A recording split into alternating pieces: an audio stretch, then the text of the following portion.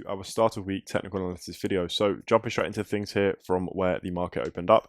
As you can see, so far we have just seen bullish momentum. Price has eventually broken through this this past sort of week and a half, 2 weeks consolidation.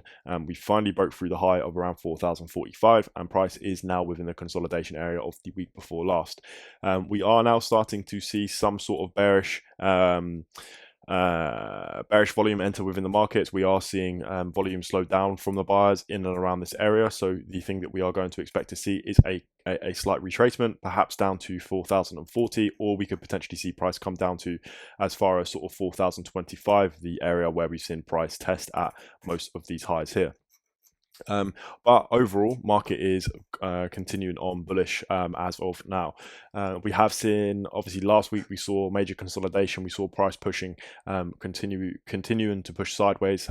Fluctuation, bottom side support, top side resistance, continue to be tested until now. This week we have seen some bullish momentum, some significant bullish momentum enter the market, and price has surpassed this previous level. What does that mean for gold, and what could we expect to see coming this week? Obviously, we will tap back in on our midweek, but let's just sort of give it an overall bias. Now, what I'm going to expect to see is price create some sort of retracement from this level here, perhaps down to one of our points of interest that we have.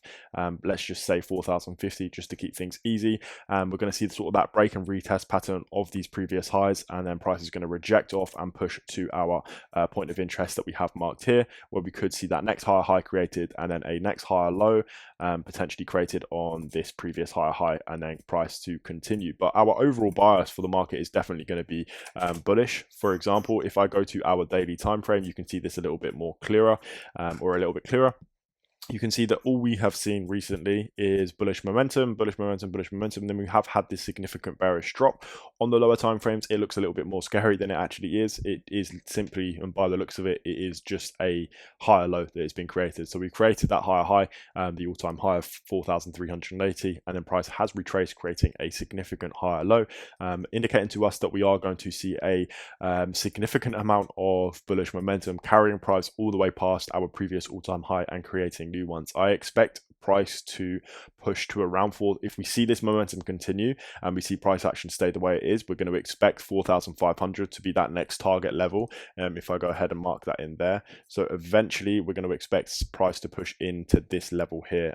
So let's just sort of mark in an arrow on the higher time frames, and we'll put this in white just so it's nice and clear for you. I'll delete the lower time frame ones as well. Bear with me.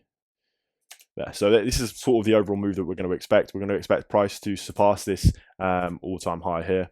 Price surpass that level eventually. Obviously, we're going to see retracements along the way. It's not just going to be a straight bullish push. Obviously, also it depends on how price reacts today. If we see continued bullish momentum today, and we don't see any sharp bearish retracements, then we are going to expect price to continue bullish, as this overall daily candlestick will stand and will stay in place, which is wiping out all of the data from sort of the last week or two.